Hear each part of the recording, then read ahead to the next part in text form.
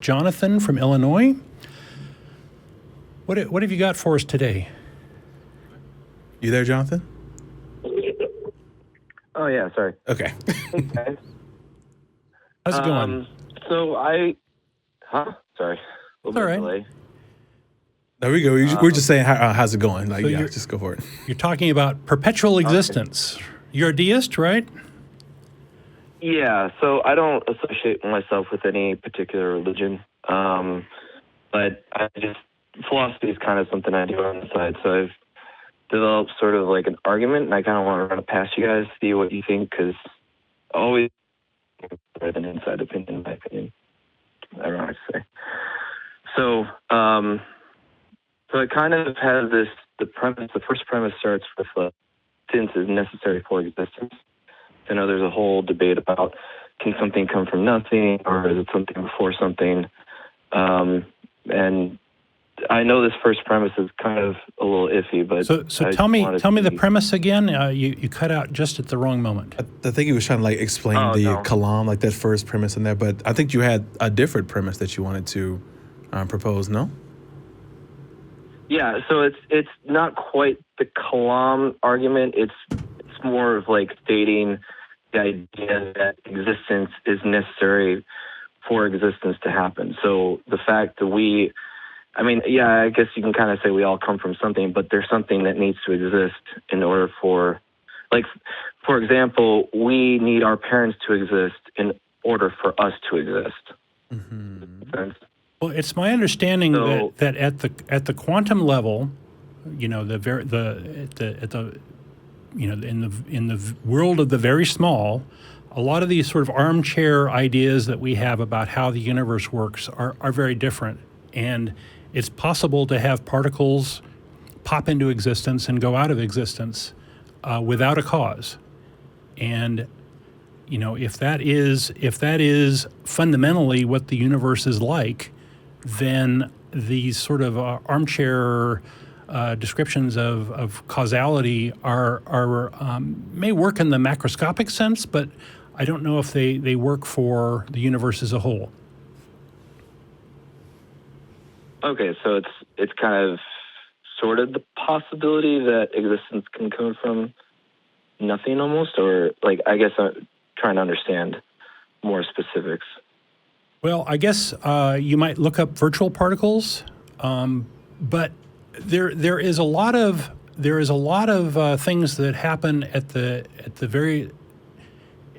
very sort of the tiniest parts of the universe that are not intuitive at all, and one might say even that it's almost a different world there than the world that we think we know, and because not only is this possible, but because this is the sort of foundation of what the universe is, it's hard to take an argument seriously where you have to sort of have no cause whatsoever. Things can happen in a vacuum, and they do, and so this argument may have some legs as far as convincing people, but it may not have legs as far as really explaining how the universe works. I don't know if that helps. Yeah, but just no. I mean, I'll be honest. I'm a bit of a very simple amateur armchair philosopher, if you want to call it that. And it just basically going on the. It is possible that it could be both. Is certain things that exist come from other things that exist, but also like the root of certain things, like as you said, on a microscopic level, could come from something that nothing could come before that it just kind of pops into existence, as you said. And so like my premise is kind of more on the simplistic version of, generally speaking, as far as what we know and understand, that there is existence that causes other existence. So it's not necessarily a cause to it, but there needs to be an existence before other things exist. So like I said, with the parent to child, it is necessary for the parent to exist in order for the child to eventually exist. So it's kind of basing it on that sort of idea of. So let's jump ahead a little bit. Are you going to go down the road of the Kalam, or are you going to say, there's had to have been a first cause, or there had to have been something, that caused the universe, and therefore we're going to call that God? No, it's slightly different than that. So it's not kind of going to a first cause sort of thing. Okay. It's kind of more the, as I call it, kind of a perpetual existence. So, this kind of alludes to sort of the kind of the first cause, but it's kind of, I think it's more of the Thomas Aquinas argument. I forget which one, but kind of it can't go on forever, or else there is no first cause ever. Everything is just kind of as it is, and you can't trace it back to infinity, more or less, is kind of part of that premise. So I kind of took that, saying that there kind of has to be a starting point that has no starting point. I know it's kind of... Yeah, it's definitely making an assumption on that side, to be perfectly honest. Because I think the safest thing to say is we don't know. We don't know how the universe came to be, and we don't have any reason to think that there's a consciousness there. There may be something beyond what we know, but... there could totally be a cause that was there, but when you're looking at the universe, and you're talking about we can examine back to the Big Bang and kind of look at the expansion and kind of measure that, but we don't know what created that first boom to really kick things off. It's always funny to me to attribute anything to that, because people say, oh, it has to be timeless. Like there's all the first cause arguments that really come out there. It has to be timeless, always has existed. It has to exist outside of the space and time, because we're in this space and time, and you can't create it if you're inside it. So that can't work, that type of thing. But as Don said, the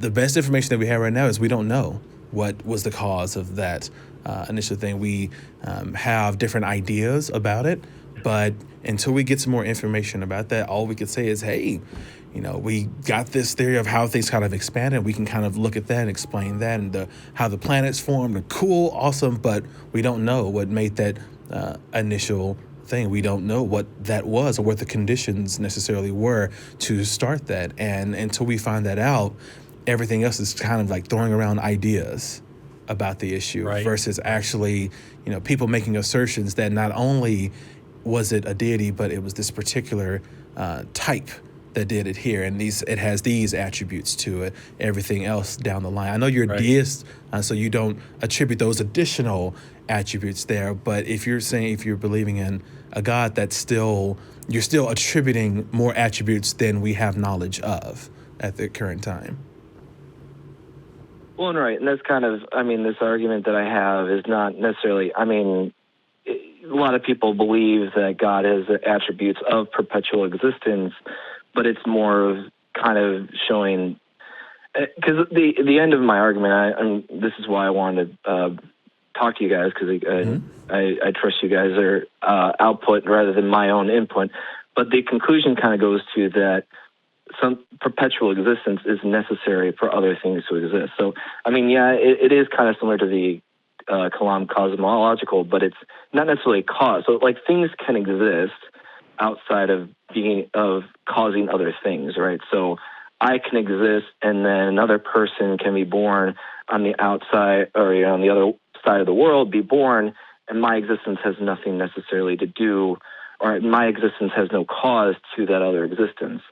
But it kind of, this perpetual, so like, I guess, for example, using the Earth. So let's say, like, the Earth needs to exist in order for us to exist here on Earth as far as people.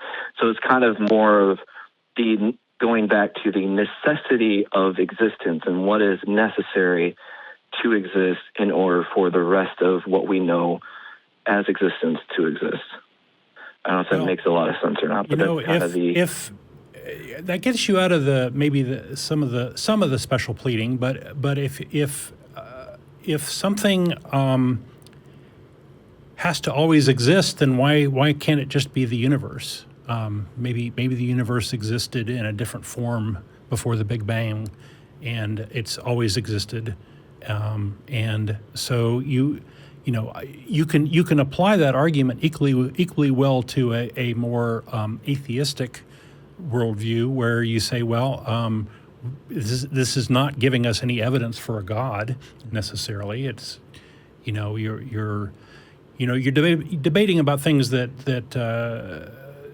may be outside of our even being possible for us to understand, in the sense that we may not be able to ever know what happened before the Big Bang, if there even was a before. I think that I know of one cosmologist who would basically say that time began at that time, and so there is no notion of before. So the notion of cause doesn't even make sense. But assuming that a universe existed all the time, why not have that be the thing that always existed? And in which case, you don't need a God. Well, right, and that's kind of, and that's the thing. It's like my argument that I'm developing. Excuse me, recovering from a cold. My argument that I'm kind of developing is kind of, again, leaning more towards, is perpetual existence necessary for existence, and then I guess whatever we find that qualifies for that, because my argument is kind of mainly pointing that something needs to exist that has perpetual existence in order to explain how we exist, not necessarily kind of a cause, but kind of more of a starting point, that kind of, sort of the domino effect sort of thing, where, one thing exists and then everything kind of in some way, shape, or form is kind of directly correlated from that. Again, it's kind of trying to formulate the idea, is perpetual existence necessary, or is there another explanation? And obviously I'm willing to take God out of it, but so I would suggest that you look up the Kalam cosmological argument, which is very similar. I think you're making a variant of it, is really what I think you're doing. And you might look up some of the criticisms of it and follow those threads and see if they also apply to your argument. That would be my suggestion for you. Yeah, it sounds like to me you're coming up with another idea, another take on it, and it may be a philosophical discussion, but currently that we know of, we don't have the tools or the skills to investigate that type of thing, or even to try to substantiate that a perpetual existence is even possible in that form that you're talking about. And so it's kind of, just, I don't know, throwing around ideas and seeing what makes sense, I suppose, rather than actually looking for a cogent explanation and actually verifying that idea against what we observe in the universe. But it's a different idea, but yeah, it's my